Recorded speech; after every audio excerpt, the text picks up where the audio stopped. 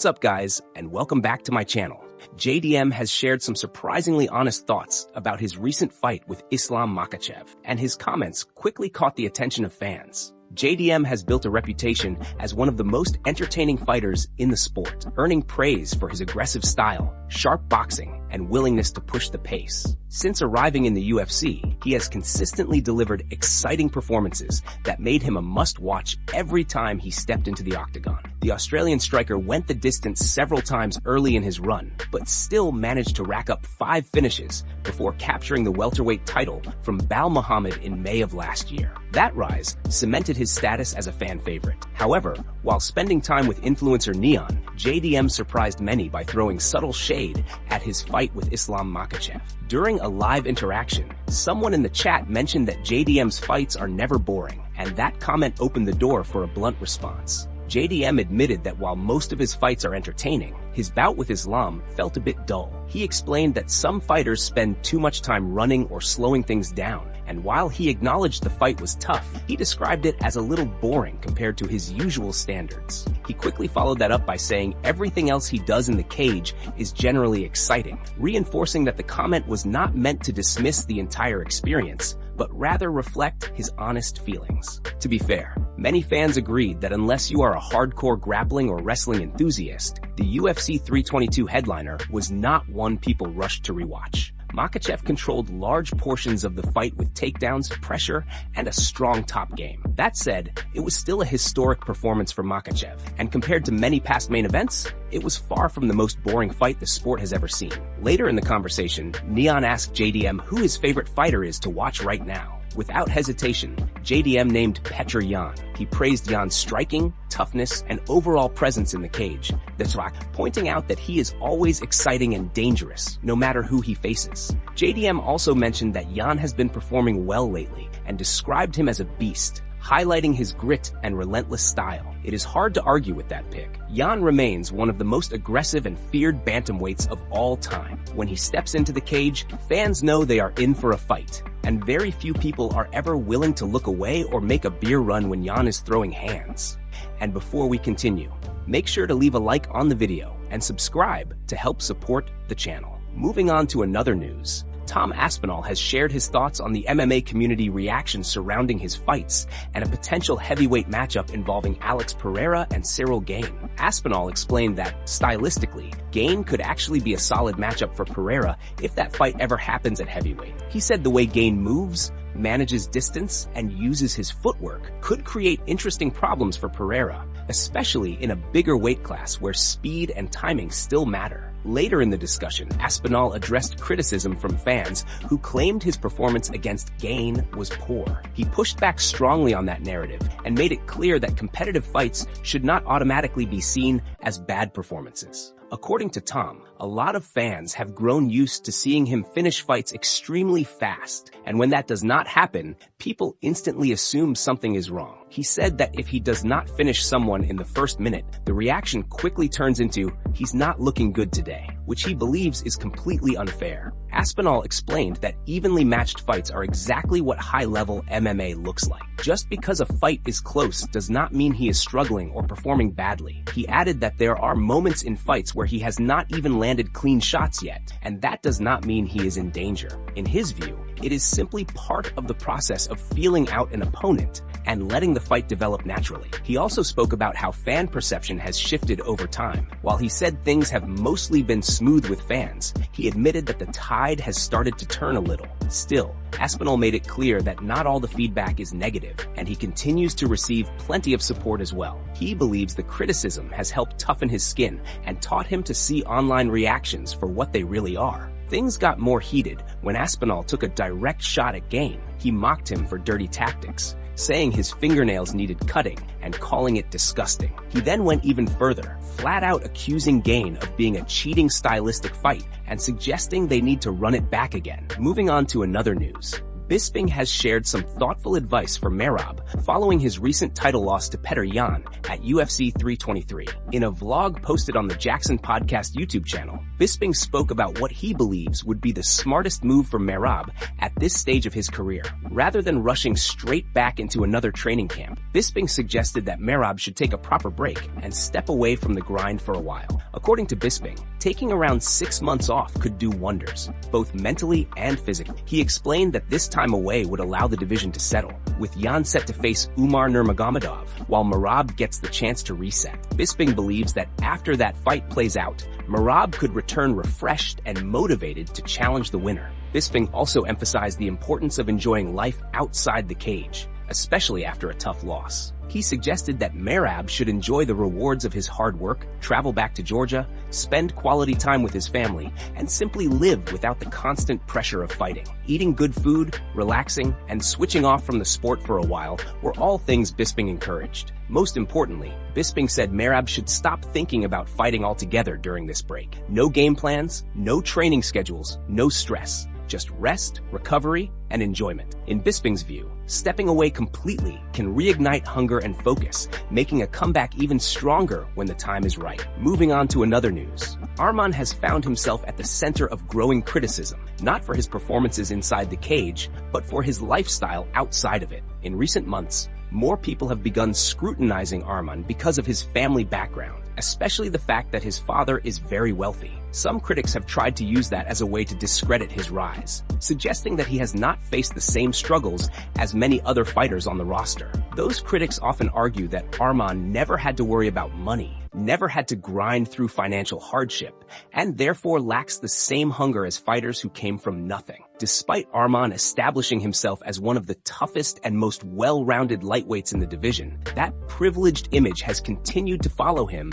and fuel negative commentary. Recently, Arman's brother Arthur stepped in to defend him during an interview with Red Corner MMA. Arthur pushed back hard on the narrative being spread and flipped the argument directly onto the critics. He explained that having everything can actually make things harder, not easier, when it comes to motivation. According to him, it is easy to understand why someone with nothing would train endlessly, but far more impressive when someone who already has comfort still chooses to suffer every day in the gym. Arthur pointed out that Arman lives an extremely disciplined life. He said his brother barely sees friends or family and follows a strict daily schedule built entirely around training. Arman spends most of his time on the mats, focused on improvement, recovery, and preparation. Arthur made it clear that this level of commitment does not come from money, but from internal drive and obsession with the sport. Some people argue that Arman's family wealth gives him more time and better resources to stay elite. And while that may be true, Arthur also addressed the idea that they were born into luxury. He explained that many people have no idea how they actually grew up. According to him, they were not born in a golden cradle and did not always live comfortably. Arthur shared that when they were younger,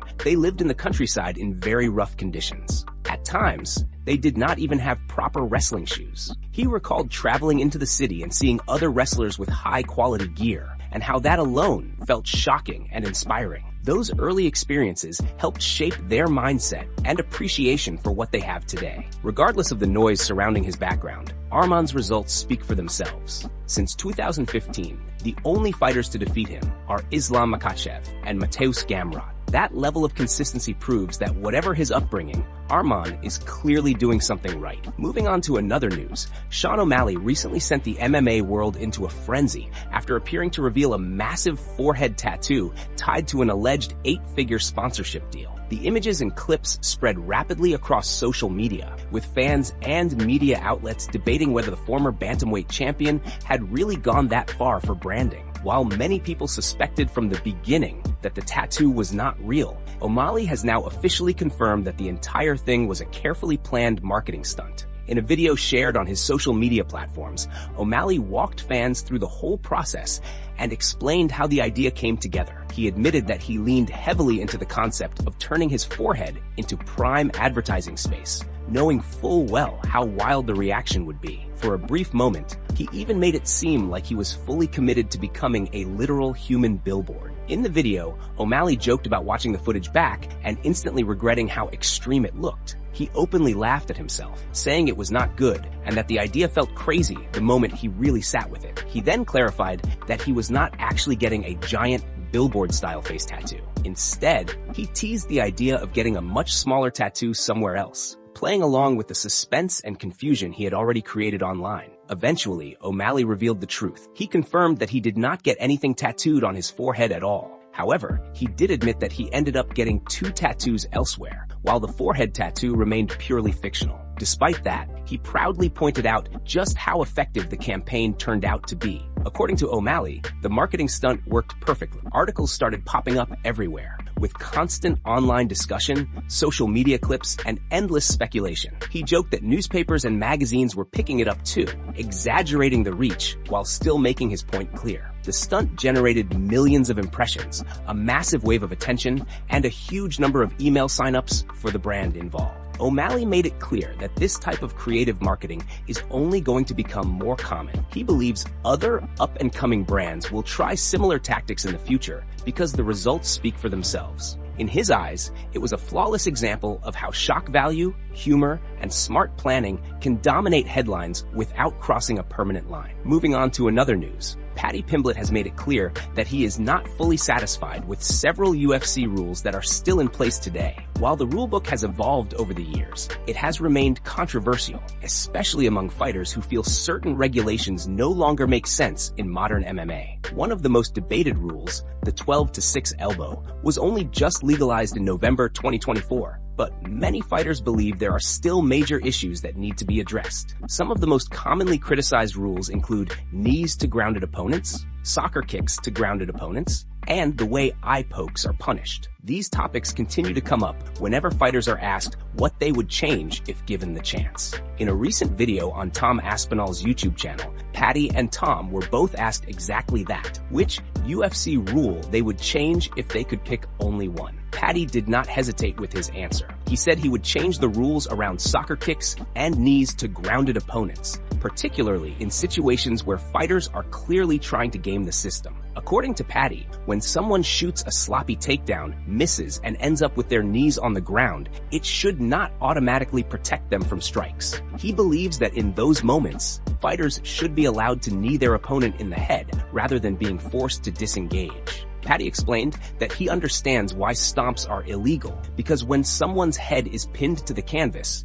it has nowhere to go. However, he sees soccer kicks differently, especially when an opponent is sitting in guard. He argued that if you can move the legs and there is space, a controlled soccer kick should be allowed. In his view, the current rules reward bad takedowns and create confusion for both fighters and referees. He also spoke about how confusing the grounded opponent rule still is, even after recent changes. Paddy pointed out that if someone has their hands down, strikes are allowed, but if a knee or elbow touches the floor, suddenly everything changes. That inconsistency, he said, makes it difficult to fight naturally. He joked that he just wants to knee people in the face and keep the pressure going without worrying about technicalities. Tom Aspinall then chimed in with his own take, adding some humor to the discussion. He said his biggest issue is eye pokes, but not in the way most people expect. Rather than disqualifications, Tom joked that he just wants the right to give one back if he gets poked. In his case, he laughed and said he would happily give 2 back. While said in jest, both fighters made it clear that the rulebook still has flaws. Their comments reflect a wider feeling among fighters that the UFC needs clearer, more consistent rules that reward clean fighting and discourage exploiting technical loopholes. Moving on to another news, Derrick Lewis has made it very clear that he is not happy with how the odds are stacked against him heading into his next fight. The heavyweight knockout artist is once again being labeled a sizable underdog, and this time he believes the situation is so strange that it deserves to be investigated.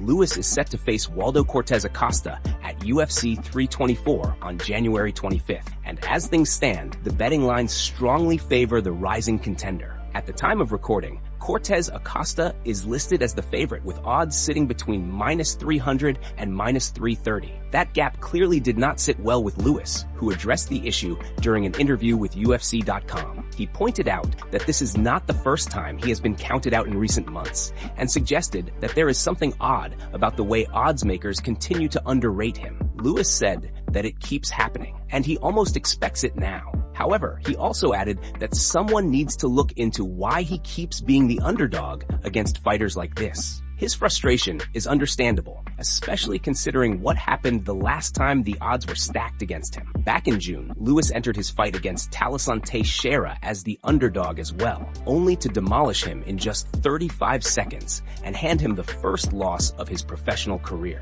This time around, Waldo Cortez Acosta is coming into the bout with serious momentum. He is riding back-to-back knockout wins over Ante Delija and Shamil Gaziev. Those finishes came after a decision loss to Sergey Pavlovich last August, and the recent knockouts have pushed Waldo up to the number 5 spot in the heavyweight rankings. Lewis, meanwhile, currently sits at number 8, adding another layer of intrigue to the matchup. Despite his age and the doubts surrounding him, Lewis made it clear that he still believes he belongs among the elite heavyweights. He spoke confidently about his future and his desire to put together a meaningful winning streak. According to Lewis, before this run even started, he made a promise to himself that he was done losing. He said he already put it in his mind that none of these guys can mess with him. With his power, experience, and proven ability to defy expectations, Lewis seems more motivated than ever to once again prove the odds wrong and remind everyone why overlooking him is a dangerous mistake. Moving on to another news, Paddy Pimblett has given his honest thoughts on the situation surrounding Ilia and the possibility of history repeating itself in another stalled division. Speaking openly, Paddy explained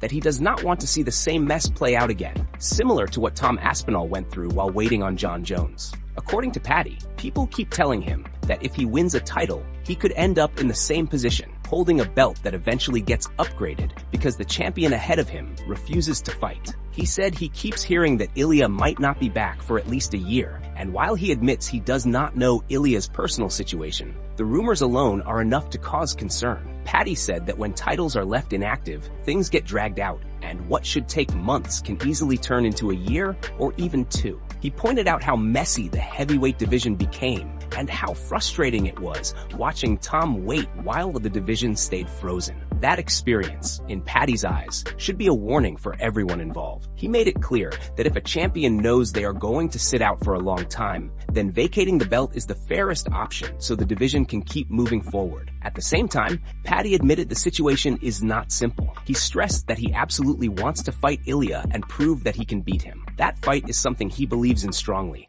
and he wants the chance to show everyone exactly what he is capable of inside the cage. However, he also said that if chasing that fight means being left waiting endlessly, like Tom was while John stayed inactive, then it simply is not worth it. Paddy described it as a catch-22. On one hand, he wants the biggest fight and the biggest name. On the other hand, he refuses to let his career stall while a division gets held hostage. He said that if Ilia is going to be inactive for a long stretch, then the best thing for the sport is to vacate the belt and let everyone else get on with their careers. In his view, divisions should never be slowed down by uncertainty, and fighters should not be left stuck in limbo waiting for answers.